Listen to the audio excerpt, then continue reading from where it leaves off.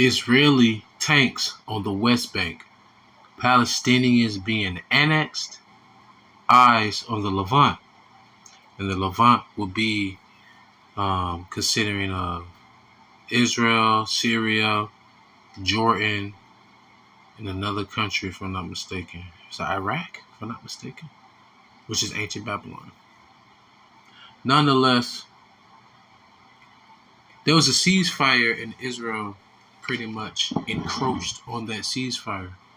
And I'm going to play this video, and I'm going to add some scriptures to it to show you that the world needs to keep their eyes on the Levant, which is the Middle East. That small little stretch of land the whole world had their eyes on, because it is the Holy Land. The land is a holy land, regardless of whoever's in it at the moment. I'm gonna leave it at that. But let's get right into this video, okay? Amy Goodman. We turn now to the occupied West Bank, where Israel's deployed tanks for the first time in 20 years as part of an intensified military operation that's already displaced some 40,000 Palestinians. Israeli forces have continued mass raids across the West Bank, destroying homes, roads, and buildings, with UN Chief Antonio Guterres expressing grave concern by the rising Israeli violence. Meanwhile, the Israeli Defense Minister, Israel Katz, said Palestinians living in Jenin, Tulkarm, and Nur Shams refugee camps will not be allowed to return to their homes. On Friday, Israeli Prime Minister Benjamin Netanyahu visited the occupied West Bank, was photographed holding a meeting inside a Palestinian home that had been seized by the Israeli military. This comes as Israeli forces on Saturday shot dead 2 Palestinian children, one 12, the other 13 years old, in separate incidents. For more, we go to Ramallah and the... So you heard all of that. A lot of people, well, not a lot, but people who really don't know about anything outside of the United States or their own little bubble or echo chamber.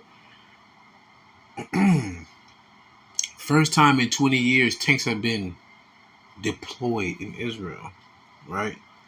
And remember, they had a ceasefire, but is the Israelis, let me say this correctly, the Israelis, the 1948ers, the small hats, the curly sideburners,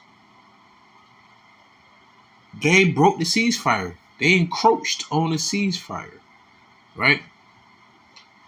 If you ever watch football, you hear the referee, after he throws the yellow flag in the air, he says, encroachment, defense, whatever. Encroachment just means that somebody's crossing your boundary. That's what they've done in the ceasefire. They encroached on the people.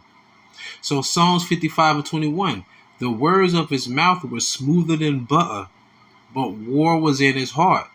His words were softer than oil, yet were they drawn swords. The same individuals who are doing this to the Palestinians, right? I'm speaking as a man when I say this, though, who aren't the original Philistines or Canaanites, who were the original owners of their land till the Lord gave it over to his people, Israel. Once Israel got up out of the land around 70 AD, because Vespasian and Titus and Domitian did a great slaughter to our people, then people started to go to their land and try to claim it. And hence came the invention of Islam. Islam was created by the black popes in Rome, the Catholic Church. They wanted to get their land back, Israel, but the Ishmaelites, Saudi Arabians, saying, hey, we descended from Abraham too now. We're supposed to get the promise. And this whole Islam birth thing came up. Mecca became their holy land. They do everything pretty much what the Israelites do in their customs. But that's besides the point. So you have individuals living there as of today that, they're fighting over a land technically that isn't theirs. But remember, the same man that broke their ceasefire is the same man, like the scripture says, Psalms 55:21, the words of his mouth were smoother than butter, but war was in his heart. His words were softer than oil, yet were they drawn swords. They did the same thing pretty much to the Native Americans. Puritans came with the Bible, which is our history book. The greatest weapon you can use against your enemy is their history, right? So they were dying. They know how to cultivate the land. The Native Americans that quote unquote Indians, who are their respective names are Gadites and Reubenites, all right, from the 12 tribes of Israel,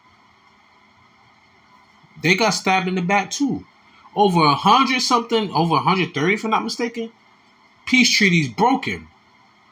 Y'all forgot about Andrew Jackson's in the Trail of Tears? That's why I'm gonna keep honing in on that. The world was silent with the Trail of Tears, which pretty much did the displacement of the Native Americans, indigenous people of this land, right? And transatlantic slave trade. I'm getting excited and upset at the same time. The transatlantic slave ships displaced us all over the world, right?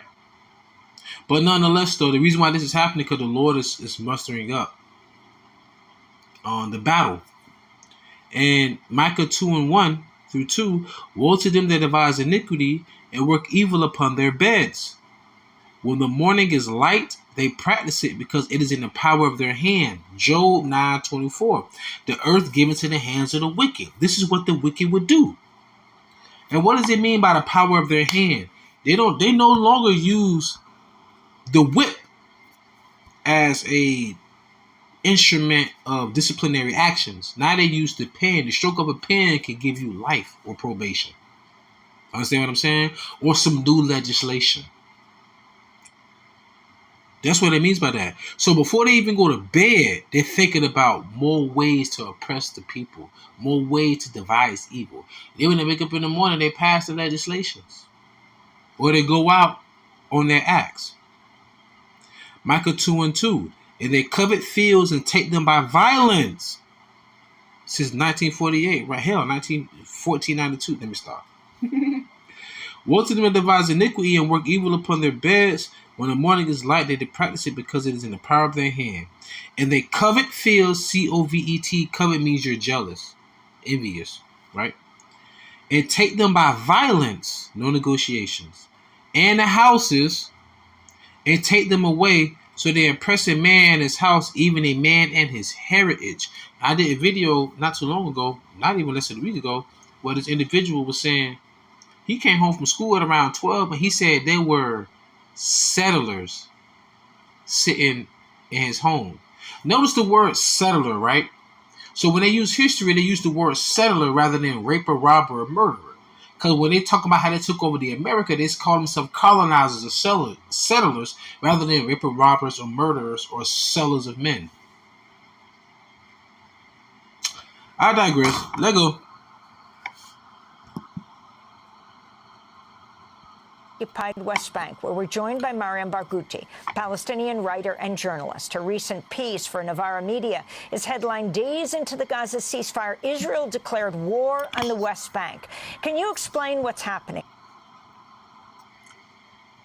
Let that sink in. Days into this Gaza ceasefire, Israel declared war on the West Bank. You have to understand this. I don't care if you're European, Russian, Slovakian, or even the small hats. You all descend from Esau. No matter what, you all descend from Esau. So when I read this next passage, it goes back to Esau. Pretty much the leaders of the Edomites today, you know, like the presidents, the politicians, and these small hats and all that stuff, they will be considered the dukes of Edom. If you ask me, I speak as a man, the men you see on the highways and byways, the men you see uploading these videos and everything, look at us as the dukes of Israel. Pretty much the upper echelon, the oligarchs.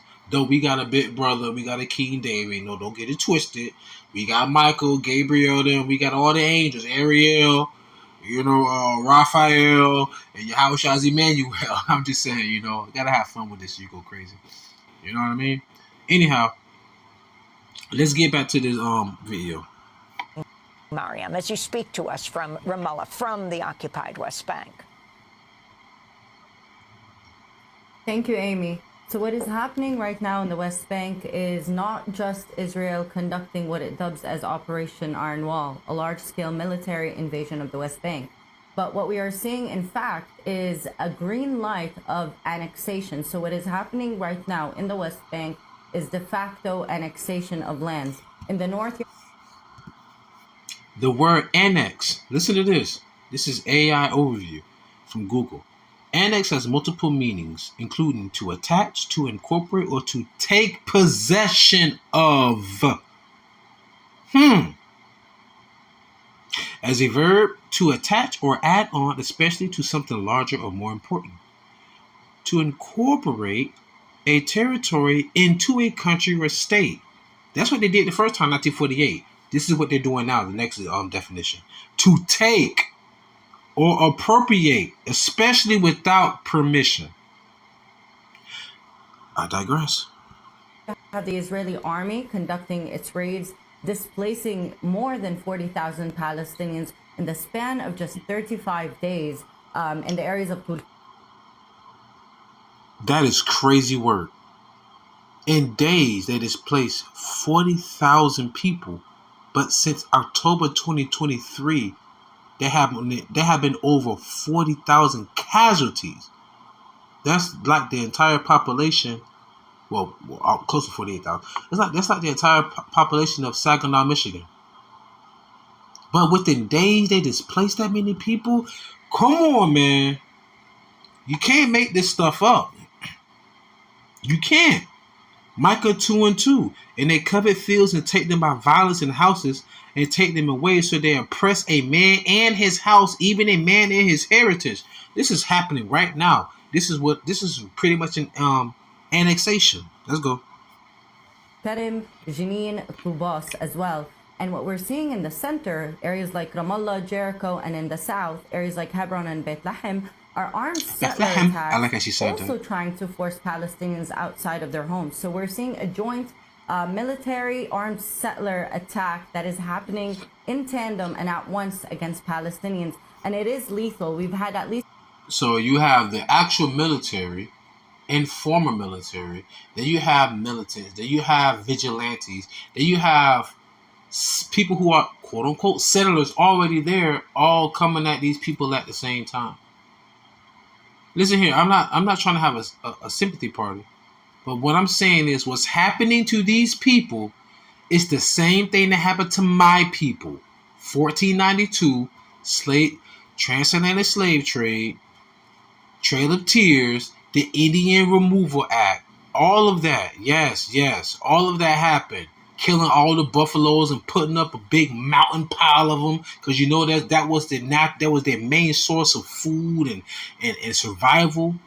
Yeah, all of that stuff, man. Cutting the unborn babies out of our women's wombs. Yes, all of that. These are the same people that y'all chose to do international commercing with, because y'all knew we was in slavery during the time. How the hell you gonna have so many people pulling so much goddamn cotton and all these natural resources for centuries and ain't nobody buying it? All you nations feel that. So all you nations getting the back end of that bullshit y'all have put us through too. Now I'm getting upset. When I start using foul language, that's when I'm upset.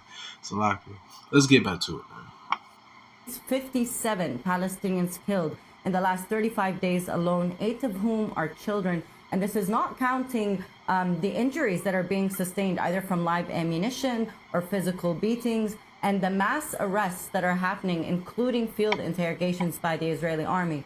So what we are seeing is an intensified campaign aimed at annexation of the West Bank. As we talk about...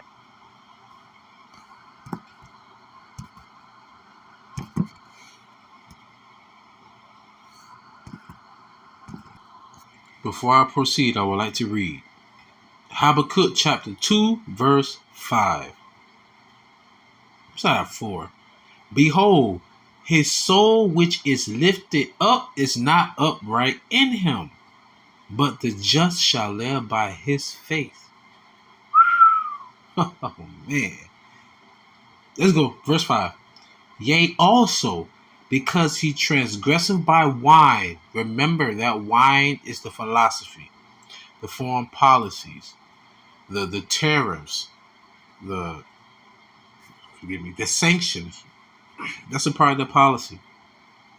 It's a part of the wine.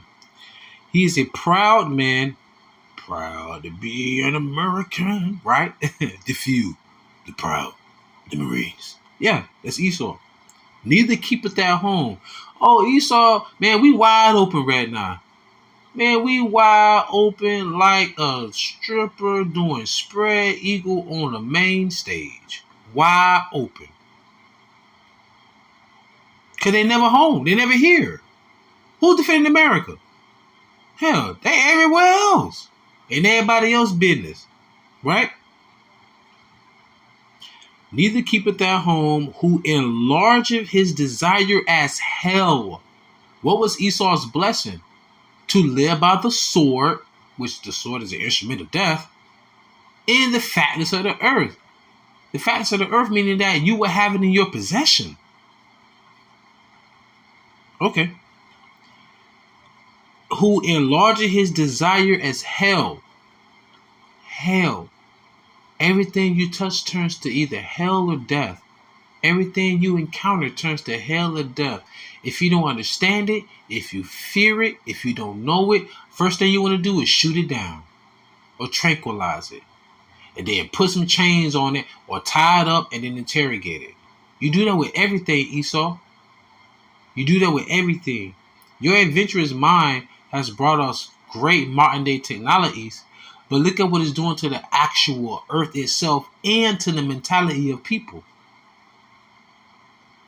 Microwaves have made people become more impatient because they don't understand, don't even appreciate a well prepared home cooked meal from scratch. I cook from scratch to this day and I appreciate it. Tastes better. It takes longer, but it tastes better. Guess what? It takes longer to prep your food because you have to cook it. So you should live longer. Rather than it don't take as long for you to prep your food, which is pretty much microwave society we live in. And guess what? You microwave in your body with radiation. But anyway, let me leave that alone. Forgive me. Salaki. All right. Habakkuk 2 and 5 continuing. Enlarge of his desire as hell, and as death. What I said. Everything he touched either turns to hell or death. It cannot be satisfied. Hell, they ass trying to go to Mars now. You can't make this stuff up, y'all. The Lord gave you the earth, now you want to go to Mars.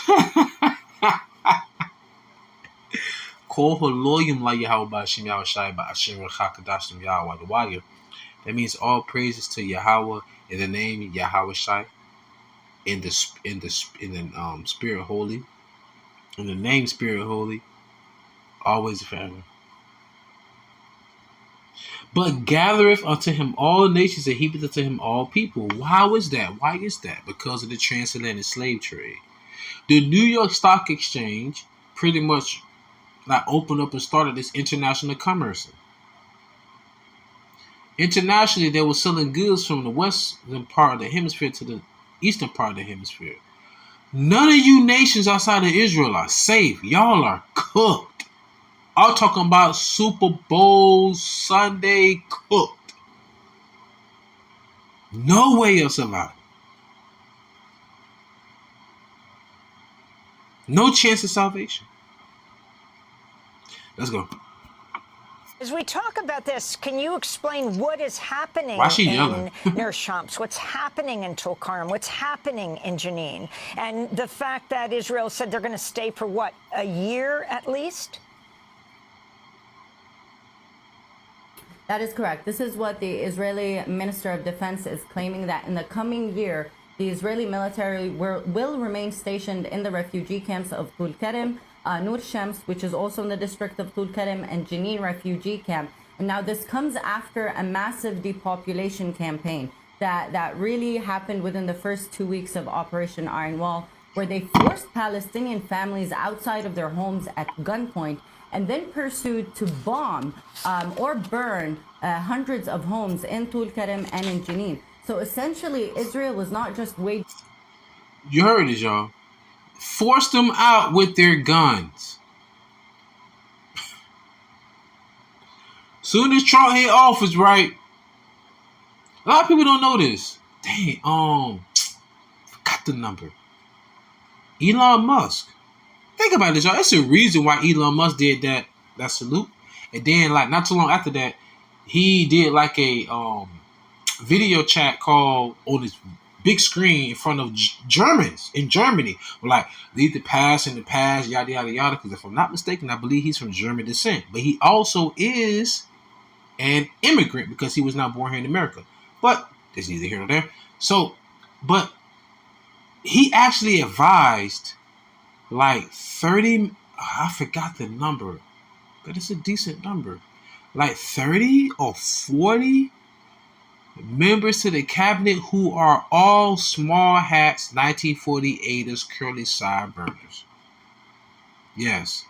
So all you MAGA people, man, your president duped you. Once again, I tell everybody, the president just a puppet. He's not the president. He's not a puppet master. How the hell you think Biden got in there? People should have known that presidency is foolishness when George W. Bush was the president. Y'all should have known that. Anyhow. A war on the families. It was changing the landscape of Jenin refugee camp and Tul Karim. Now, within the third week of Operation Iron Wall, what we began witnessing and seeing was the Israeli army was putting up signs in Hebrew of renaming streets inside Jenin refugee camp. So this is signaling that Israel does not want to leave these areas. And you need to remember that Tul Karim, Jenin, Tubas, these are all border areas in the north. They are the only districts left between what is now Israel and what is left of the West Bank. So they're critical and significant geopolitically for Israel, especially in its attempt to annex the Jordan Valley. This is getting heavy. The reason why they're doing this, because they want to have the Bering Strait. I gotta look up that video. I gotta find it. They're trying to find an alternative to the Strait. What is it? The Strait of QADASH, if I'm not mistaken. What they say, like 80% of the world's international commerce have to go through. I think there was a ship that was blocking it, and the American military could not get through. This is like 2020, so they had it in their mind on pretty much rapid. What do they call it? Rapid speed, rapid something. I forgot what Trump called it. Rapid something. But they're rapidly trying to get through Gaza. But it's like Revelation 12:12. Knowing that you have but a short time, you're going to come down with great wrath. But right before it says that, it said the angels in heaven rejoice. Why is that? Because once you start letting loose, letting your hair down, not hiding who you are, and our people suffering, 2/3 suffering greatly at the hands of you, the angels rejoicing at that, because when the Lord allowed them to do their thing, woo! Yes. It's going down like H-time. Pause. No diddy. Joel chapter 3 verse 1. I'm going to close out. For behold, in those days, and in that time, this is future reference pertaining to now, when I shall bring again the captivity of Judah and Jerusalem. Who's still in captivity to this day? Negro, Latinos, and Native Americans. Oh, you're free. What, because we're not in chains? Y'all took us from a certain place and brought us to the other side of the world, and you say we're free? No, the fuck we not. We call ourselves Israelites. We're not in our land. How are we free? Right? Marcus Garvey wanted to go back to Africa. Every ship you gave him had holes in it. How are we free? We'll never be free because the Lord put us here. So the Lord will be the same one to redeem us. Hence, Christians are stupid today. I'm so sorry. The Lord said he will put Israel back in the land. What the hell did the Balfour Declaration have to do to Lord Lionel Rothschild have to do with that scripture I just quoted? And why is there still a war? Where's King David? Where's the 12 pillars for the 12 tribes of Israel? Where are the streets paved with gold? Why y'all still having the biggest alphabet soup parade in the world over there in that land?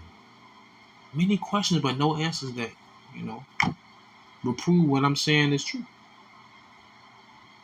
Joel 3:1. For behold, in those days and in that time, when I shall bring again the captivity of Judah and Jerusalem.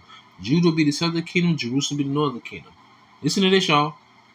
I will also gather all nations and will bring them down into the valley of Jehoshaphat. Where's Jehoshaphat? So, I mentioned earlier the Levant. I apologize, I messed up one of the countries. It is Syria, it is Israel, it is Jordan, but it is not Iraq, it's Lebanon.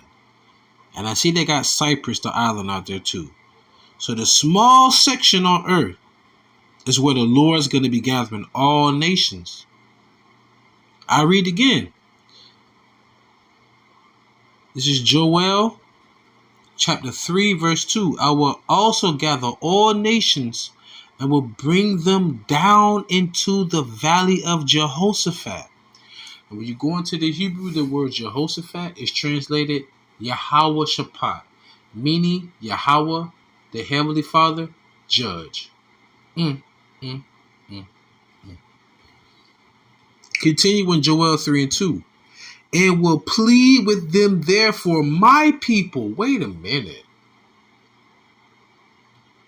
I thought they are. I'll leave it alone.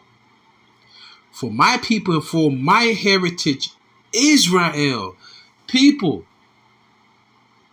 Think about this. Why they call themselves J's but never call themselves by the I's? Right? Remember, Jacob's name was changed to Israel. Why you have two terminologies. You have the Israeli and Israelites. And Israeli is an inhabitant of the land of Israel. So even the Palestinians can call themselves Israelis technically. But an Israelite is someone that's descended biologically from Abraham, Isaac, and Jacob, whose name Jacob was changed to Israel after he wrestled with the angel. Okay? So let's go back. Joel 3. Oh, I'm probably showing this all funky because I got it in landscape. It don't matter. It's like it. Joel 3:2, and I'm going to close out. I will also gather all nations and will bring them down to the valley of Jehoshaphat, YAHAWASHI, Yahweh judge, and will plead with them there for my people and for my heritage Israel, whom they have scattered among the nations and parted my land. Man, that verse should be read in all churches. That is a very heavy verse. The Lord said his people were scattered among the nations. That's the whole world. And then you parted my land. Let that sink in, y'all. Something fishy going on. And it isn't God. No, I'm sorry. That was a joke I heard from someone. But, yeah, man. Something adding up. But we got all this. We summoned it all up. Crossing our T's and dotting our I's. And we got the answer. But remember what Yahawashi said. This world loved darkness more than light. But what man lighteth a candle and hide it under a bushel? So with that being said, I truly pray you was edifying, fed, stay in the spirit, don't fear it, just endure it. Ask for forgiveness, pray without ceasing, stay humble, remain diligent. Kwame Allah, more for the ball. Shalom.